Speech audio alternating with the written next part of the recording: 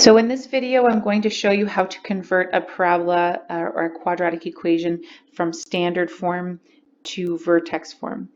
Why would that be useful to us? Well, we said standard form is the most useless form of the quadratic equation. It doesn't give us much information about the parabola. We just get the y-intercept in the direction of opening, but often we need to know where, for example, the vertex is, or we want to know where those x-intercepts are or those zeros are, and standard form doesn't tell us that. So when we want to get important information like the vertex, we want to have a method to be able to convert the standard form equation to the vertex form. This method is actually called completing the square, and I'm going to go back to factoring, a concept we talked about in factoring. So why is the method called completing the square? Because we're going to create a perfect square trinomial. We talked about that type of trinomial in our factoring unit. We're going to create a perfect square trinomial inside the standard form equation without actually changing the parabola. So here we have standard form of a parabola, and I'm going to do some math to this that makes the equation look different. So it changes it into this form, but it doesn't actually change the parabola. If I was to graph this parabola, I would be graphing the exact same parabola based on the information that's here. Now, we did talk about vertex form and A, H, and K being transformations, but we're not thinking about that in terms, in this case, we can at the end once we've done the conversion. But the focus of completing the square is around creating a perfect square trinomial. Where do I see a perfect square trinomial in vertex form? I see that right here. This is what a perfect square trinomial factors into.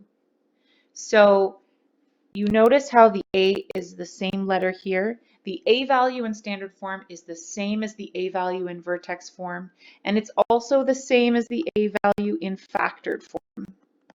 Okay, the A value is the only thing that doesn't change when we convert from one form to another. But the other values they change. So there's no H in standard form, or there's no B in vertex form. Those things end up changing as we transform these equations into the other forms. So before I go into the steps of completing the square, we have to review what a perfect square trinomial is. And so I've got that information here. Remember, a perfect square trinomial has the following characteristics. So when it's in standard form, this guy right here is a perfect square, meaning the a and the x squared is square rootable. You get a whole number.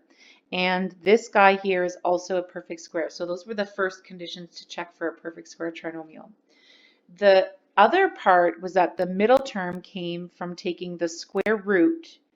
So you're taking the square root of the first term times the square root of the last term, and then you're multiplying those things by 2, and that's always going to give you the middle term, the bx term.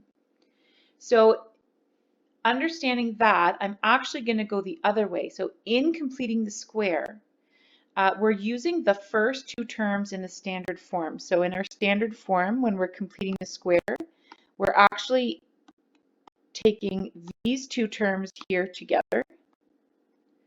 We're taking those two together, and we are creating a third value in here. We're putting in a new value here that will take all of this and turn it into a perfect square trinomial. Now, the only thing you notice is that in vertex form, that a value is factored out. We're not going to incorporate it into this method of completing the square. So it's actually going to be between, not the whole thing, but once we factor out that a value, we're going to be creating a third term in there to create another trinomial. Okay, and it has to turn this into a perfect square trinomial. So we have to add a number into this equation that creates a perfect square trinomial. So instead of creating the middle term, as I've shown you here with these steps, what I'm going to do is I actually want to figure out, well, how do I get to that C value? If I want to create a perfect square trinomial, how do I get to that C value? So I'm actually going to do inverse operations or SAMDEB to isolate for C in here. I want to get this guy by itself. In completing the square, we're using the first two terms in standard form and then determining the C value that will create a perfect square trinomial. So I did mention that when we start with the trinomial, the first thing we're going to do is factor out that A value. So essentially what I'm left with is, when I factor that out, I'd actually have B over A. I'm going to leave this guy alone over here. So that middle term here is going to have that A value factored out. So I'm going to ignore this right now, and I'm just going to say, okay, if I have a parabola that looks like this, and there's an A value out here, this is the B value in here, so I'm going to remove this A value from here. And what I'm trying to do is I'm trying to add a number here that's going to turn this into a perfect square trinomial. I have to figure out what that number is to make that a perfect square trinomial. So if this is the rule to figure out what the middle term of a perfect square trinomial would be, what I'm going to do is I'm going to actually use inverse operations to show you how do I come up with the C value. So I'm just going to follow order of operations or inverse operations. So I'm going to follow SAMDEB and isolate for C. So the first thing I'm going to do, I don't have any additions and subtractions, but I do have a multiplication by 2. So the first thing I'm going to do is I'm going to take both sides and divide it by 2. So I'm going to divide this side by 2. So right now I have B over 2x equals the square root of x squared times the square root of C. I'd like to undo those square roots, and to undo a square root, we square both sides. So I'm going to do that. Square that. So right now I have B over 2, and I'm going to square that one separately and have that x squared. And when I square both sides, I'm left with x squared times C. So on my last step here, I'm going to do B over 2 squared and then x squared, and I'm going to divide both by x squared to get C by itself. That's gone and that's gone. And so I don't have this. I'm left with B over 2 squared is equal to C. And so that's how I create a perfect square trinomial. The third term to create a perfect square trinomial is I take the B value in your equation, and this is after A has already been factored out. I take the B value, I divide it by 2, and I square it, and that's going to give me my C value. I'm going to throw that into the equation, and I now have a perfect square trinomial. But if I do that, I've thrown in a number, I've actually changed the meaning of this equation, so this is now becoming a new parabola. The only way for me to keep this the same parabola would be to essentially add 0. And so at the same time that I add C, I'm also going to subtract C, and then I'm going to follow some additional steps to get it into my vertex form. So all I wanted you to get from that is this part right here, this math that you're doing to determine that C value. I don't just throw formulas at you. This guy's not a magical number. It actually comes from the concept of a perfect square trinomial. So I just wanted you to show where that comes from. You don't need to use this anymore. The only part you need to use from all of this is that is how you find that C value. So the best way I can show you how to complete the square now to go from standard form to vertex form is to actually go through all of the steps with you. Here's just to summarize. So to find the C value, you take your B value, you divide it by 2, and you square it. So that's the key here. Take your B value, divide it by 2, and square it, and that's going to give you that C value to create a perfect square trinomial. Okay, so let's apply this to a question. So here, first we're going to convert this equation right here, y equals negative 3x squared plus 12x plus 29 to vertex form. So the first step is that you're going to group the first two terms together in a bracket because we're creating a perfect square trinomial with the first two terms and not with the third term. So I'm going to take my equation, write it down, and just group them together in a bracket. Done. Step 2, factor out the A value, even if it's not a common factor of the other terms. So it doesn't matter if this A value here doesn't go into that number evenly. I'm going to show you in another video how to deal with that situation. It doesn't matter. It gets factored out no matter what, because keep in mind, this is where we're going.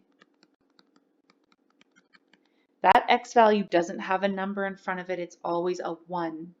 So it's always a 1 in front of that x, which means that a value always has to come out no matter what to leave you with a 1 in front of this term here. So we're going to factor out -3, and if it's negative, it should come out as well.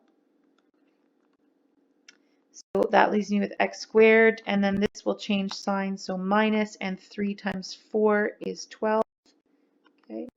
And it's not fully factoring, so some of you might be saying, well, x is in common to both of these terms. I'm not fully factoring. All I'm doing is factoring out the a value, and that's it. Now I need to create the c value that turns this binomial right here into a perfect square trinomial. So I take the b value, which is this 4 right here. The sign is irrelevant. You don't have to worry about that. That means my b value is equal to 4, which means my c value is going to be 4 divided by 2 and square it. 4 divided by 2 is 2, and 2 squared is 4. So I've determined that this is the number that I'm going to add and subtract to create a perfect square trinomial. So it's step 4 says add and subtract this c value inside the bracket. So I'm going back, I'm copying x squared minus 4x. So you're always copying things, you're not erasing anything.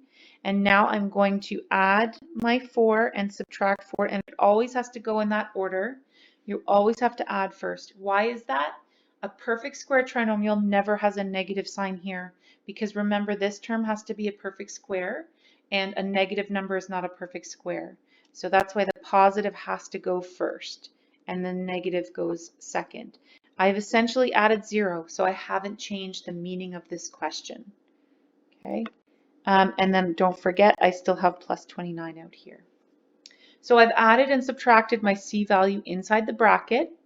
Next thing I'm going to do is I'm going to move the c value outside of the bracket. So move the c outside the bracket, making sure to multiply it by the a value at the front. So keep in mind, everything inside this bracket is affected by the a value in the front. So if I pull this -4 out, that means I have to multiply it again with -3, because it should be multiplied by -3 when it comes out. So I'm going to rewrite everything. There's my perfect square trinomial. That's what I created. And now I'm going to take out the -4. So you write -4, and then at the same time, I wouldn't say do the math in your head mentally. This is where all the slip-ups come from.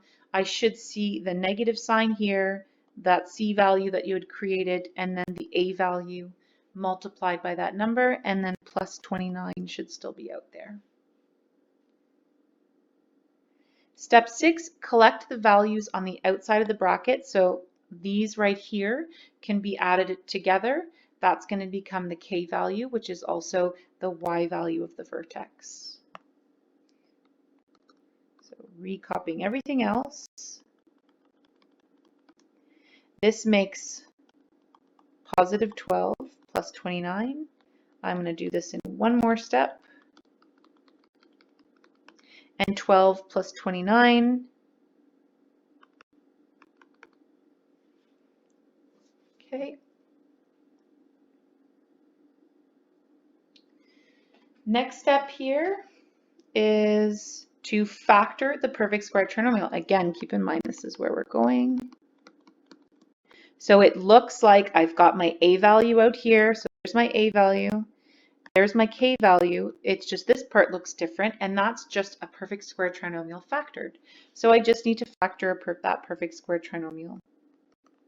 So I'm looking for two numbers that multiply to give 4 and that add to -4. But a perfect square trinomial always factors into the square root of this number and the square root of that. So it's going to be an x and a 2. And then I just have to determine the sign. So since this is a negative here, then it's going to be a negative here, because x minus 2 times x minus 2, when I FOIL it out, would give me negative 2x minus 2x, and then the last two terms would be plus 4. So you should always have either a plus and a plus, or you can get a minus and a plus. If it's a plus and a plus, then for sure that's going to be a plus in here. The other option is to have a minus here, and then that one's going to be a minus. Again, remember that sign here can never be negative. It always has to be positive. So I factored it into two binomials that are identical. I don't write that step. I just go right to squaring it, and then plus 41. So now from standard, I had standard form, all I knew was that it opened down and that my original y-intercept was 29, but now I know my vertex. My h is 2 and my k is 41. So that gives us much more information to answer questions related to word problems and finding maybe the maximum or the minimum value of a parabola, which is the y value of the vertex. So make sure you know those steps. Everything here, the way I've outlined those steps, is a great way to avoid making slip-up errors in the math with signs and factoring and things like that. So try practicing those steps. I've left a summary sheet in your folder as well that outlines those steps. The next couple of videos will go over how to complete the square when you've got fractions involved and decimals. It doesn't work any different. I'm just going to sort of go over those steps because it maybe looks a little bit uglier.